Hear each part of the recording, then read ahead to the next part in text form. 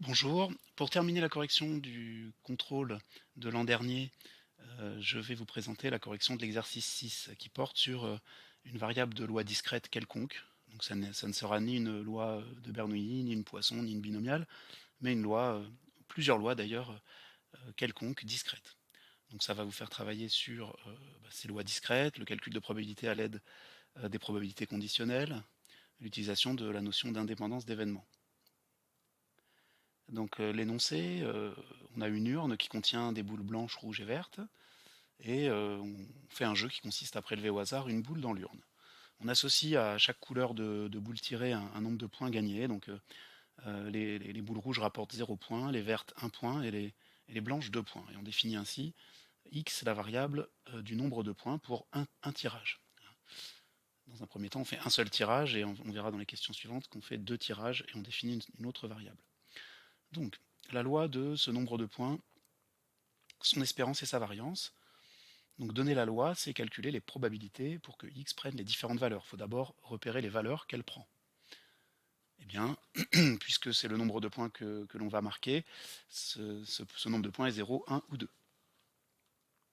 Et donc on a à calculer les probabilités pour que x soit égal à 0, à 1 ou à 2. Trois calculs à réaliser. Alors pour cela, il faut raisonner simplement sur le contenu de l'urne. La probabilité d'avoir 0, c'est d'avoir 0 points, c'est d'avoir tiré une boule rouge.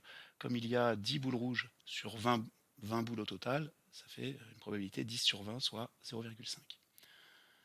La probabilité d'avoir un point, c'est donc la probabilité de l'événement avoir tiré une boule verte, puisqu'il y a un point pour les boules vertes.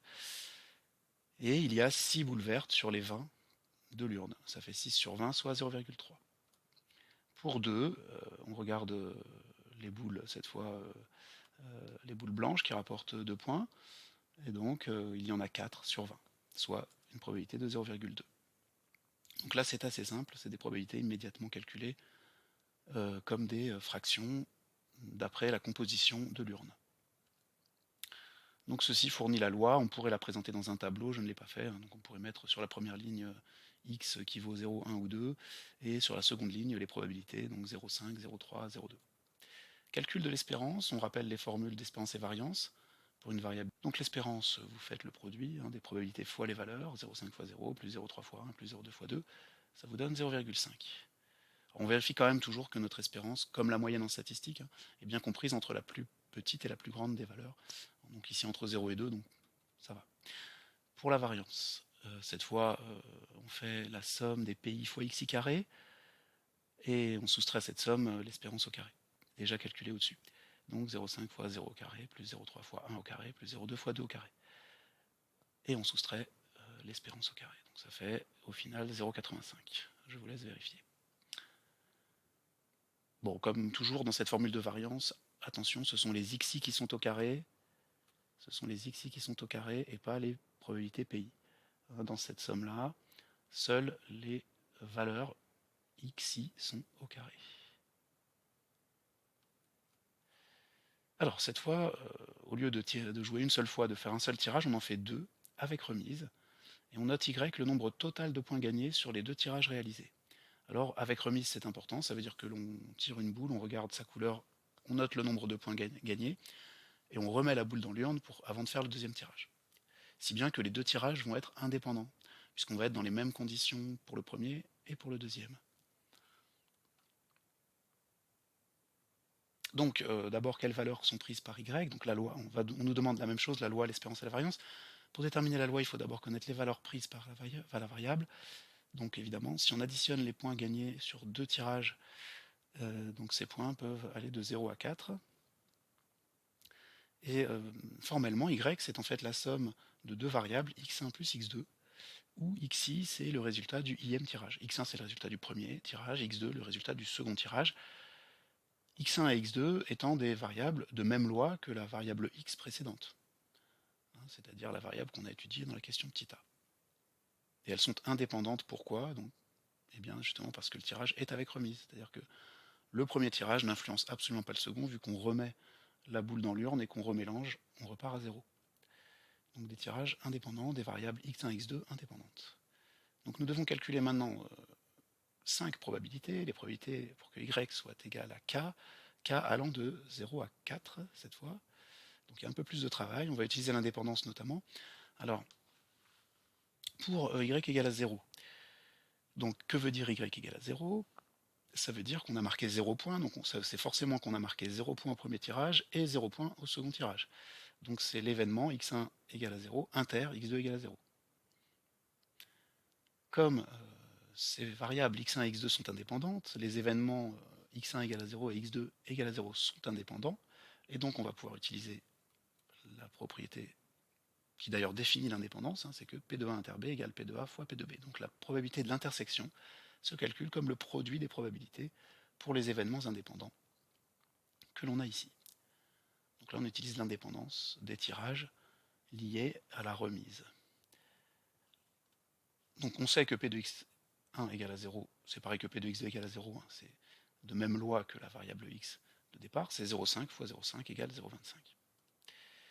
Pour y égale à 1, donc quelle est la probabilité pour qu'on ait marqué au total un point sur les deux tirages? Ça veut dire forcément qu'on a marqué un point lors de l'un des deux tirages et qu'on a marqué 0 point lors de l'autre tirage. Donc soit on a marqué un point au premier tirage et 0 point au deuxième, soit on a marqué 0 point au premier et 1 point au deuxième, ce qui va s'écrire comme ceci. D'accord, j'ai tout de suite écrit la somme, en fait c'est la réunion d'abord, c'est la probabilité de la réunion des événements qui sont ici et là. Et comme c'est des événements disjoints, on va avoir la somme des probabilités. Ensuite, on réutilise l'indépendance pour transformer ces probabilités d'intersection en multiplication de probabilités. On remplace par les probabilités déjà calculées pour x, donc la probabilité d'avoir un point c'est 0,3, celle d'avoir 0 point 0,5, et ça donne 0,3 au final. Ce que je vous laisse vérifier. Il nous reste k égale 2, k égale 3 et k égale 4. Donc diapo suivante. Pour 2, à chaque fois il faut faire le raisonnement en fait. À marquer 2 points, il faut regarder toutes les situations qui permettent de marquer 2 points au total. Donc c'est soit d'avoir eu 2 points au premier tirage et 0 points au second, soit d'avoir eu 0 points au premier tirage et 2 points au second, soit d'avoir eu 1 point à chacun des deux tirages, ce qui fait aussi une somme égale à 2. Donc ces trois événements disjoints, alors la probabilité de la réunion de ces trois, c'est la somme des probabilités. Et pareil, on utilise l'indépendance qui nous permet de transformer les intersections ici en produits. Donc j'ai voulu rédiger de manière très formelle pour que ce soit rigoureux, et aussi pour que vous compreniez bien le raisonnement. Donc on remplace par les probabilités déjà calculées. La probabilité d'avoir 2 points à un tirage, c'est 0,2 fois 0,5 plus 0,5 fois 0,2 plus 0,3 fois 0,3. On trouve 0,29. Alors, une remarque avant de continuer, c'est qu'on peut faire un arbre de probabilité aussi, qui peut faciliter visuellement de voir toutes les possibilités. En fait. Par exemple, toutes les possibilités pour avoir 2 points au total, on les voit bien. Pour y égale 3, donc là il n'y a que deux solutions. Pour avoir 3 points au total, soit vous avez marqué 2 points au premier tirage et 1 point au second, soit 1 point au premier tirage et 2 points au second. De même, on transforme par des multiplications en vertu de l'indépendance, et ça fait 0,2 fois 0,3 plus 0,3 fois 0,2, soit 0,12. La dernière, pour marquer 4 points, il n'y a qu'une façon, c'est d'avoir eu 2 points à chacun des deux tirages, c'est-à-dire le maximum de points. Donc on trouve 0,2 fois 0,2, soit 0,04. Alors il faut absolument vérifier une chose, quand vous avez fait tous ces calculs, c'est que la somme de vos probabilités, pour la variable y, donne bien 1 au total. Alors une remarque aussi, avant de faire cette dernière vérif, c'est que quand on arrive au dernier calcul, on peut se dire, finalement je ne vais pas le faire, puisque la somme des probas vaut 1, je peux faire 1 moins la somme des probabilités précédentes pour trouver la probabilité de y égale à 4. Mais je ne le conseille pas parce que en fait vous n'êtes pas sûr que les précédents sont bons. Donc le mieux c'est de calculer chaque proba séparément, puis à la fin on vérifie que la somme de toutes ces probas fait bien 1, ce qui nous donne au moins un moyen de vérification. Alors faisons-le justement. Faites-le toujours parce que si ça ne fait pas 1, c'est que vous avez fait une erreur quelque part. L'espérance et la variance, donc on applique les formules à partir du tableau, je ne détaille pas, vous savez déjà faire, et on trouve 1,4 et 1,22. Ensuite, dernière question, c'était de calculer la probabilité pour que y soit strictement supérieur à 2. Eh bien, ça veut dire que y, comme c'est une loi discrète, attention, on en a déjà parlé, strictement supérieur, ça n'est pas pareil que supérieur ou égal, le 2 n'est pas inclus, donc c'est 3 ou 4. Donc probabilité de y égale à 3 plus probabilité de y égale à 4, ça fait 0,12 plus 0,04 égale 0,16. Dernière question de l'exercice, cette fois on effectue les tirages mais avec remise, c'est-à-dire que, sans remise, pardon. Donc on tire la première boule, on la laisse de côté, puis on tire la seconde. Donc l'urne change de composition après le premier tirage. Du coup, il n'y a plus indépendance entre le premier et le second tirage. Par exemple, si vous avez pris une boule verte au premier tirage, il y a moins de boules vertes dans l'urne quand vous passez au second tirage. Donc vous n'êtes plus dans les mêmes conditions, et donc il n'y a plus indépendance. Et comme il n'y a pas d'indépendance, on va utiliser l'arbre de probabilité, et on va devoir utiliser les probabilités conditionnelles. Puisque selon le premier tirage, selon le résultat de votre premier tirage, les probabilités ne seront plus les mêmes d'obtenir une boule verte, une boule rouge et une boule blanche, puisque vous avez changé la composition de l'urne, on passe à des probabilités conditionnelles, donc qui dépendent de ce qui s'est passé avant. J'ai tracé l'arbre, de manière manuelle, c'était plus simple, et le voici. Donc au premier tirage, vous obtenez 0, 1 ou 2, avec les probabilités qu'on a déjà calculées dans la toute première question, donc 0,5, 0,3 et 0,2. Donc ça, c'était l'étude de la variable x pour un tirage. Donc voilà les probabilités d'un tirage, 0,5, 0,3, 0,2. Ensuite, on passe au second tirage, mais cette fois, il n'y a pas remise, donc il n'y a plus que 19 boules dans l'urne. On a tiré une première boule, il en reste 19, d'où le dénominateur 19 partout.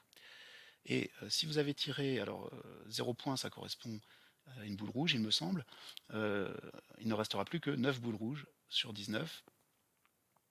Donc la probabilité de retirer une deuxième boule rouge, ce sera 9 sur 19. De tirer une boule verte, la probabilité sera toujours de 6 sur 19, parce qu'il y a toujours 6 boules vertes. On n'avait pas pris une boule verte, donc il y en a toujours 6. Donc enfin, pareil pour les boules blanches, il y a toujours les 4 boules blanches, mais cette fois sur un total de 19 boules. Donc vous avez une probabilité 4 sur 19 d'obtenir 2 points au deuxième tirage.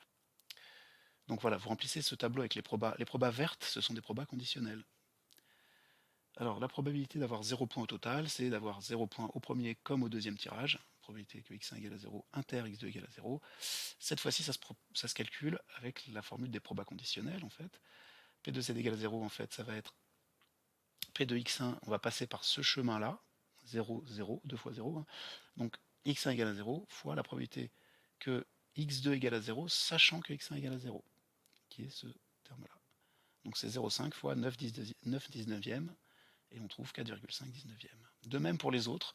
Donc pour avoir 1, vous avez, pour z égale à 1, ça veut dire que vous avez eu 0 point au premier tirage, puis 1 point au deuxième, ou bien 1 point au premier, puis 0 point au deuxième. Ce sont les deux chemins qui permettent d'avoir un total égal à 1, et on multiplie les probas qui sont sur ces deux chemins, ça vous en avez bien l'habitude.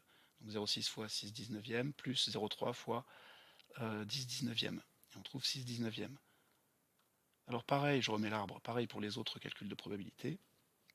Pour avoir 2 points, c'est soit, donc il faut trouver tous les chemins qui donnent 2, donc c'est soit 0 plus 2, soit 1 plus 1, soit 2 plus 0. Et là, vous avez les probas correspondantes que l'on trouve le long de ces chemins. 0,5 fois 4 19e, plus 0,3 fois 5 19e, plus 0,2 fois 10 19e. Et ça fait 5,5 19e. De même pour z égale 3 et z égale 4, je vous laisse regarder. On synthétise ensuite tous les résultats dans le tableau de la loi de z, et on vérifie que la somme des probabilités vaut bien 1. On additionne toutes ces fractions. J'ai laissé sous forme de fractions, hein, c'est ce que je vous conseille quand les fractions, quand les divisions ne tombent pas juste, il vaut mieux laisser sous forme de fractions. Donc on trouve bien 19 19e au total. Pour la dernière question cette fois de ce contrôle, probabilité que z supérieur à 2, strictement, c'est pareil, c'est strictement supérieur à 2, donc c'est 3 ou 4, mais pas 2. Donc on additionne les deux fractions qui sont à la fin du tableau. Et on trouve 3 19e. Voilà ce qui termine cet exercice et la correction de ce contrôle de 2019. Voilà, donc je vous souhaite une bonne révision pour lundi et je reste à votre disposition sur le forum de l'espace cours en ligne.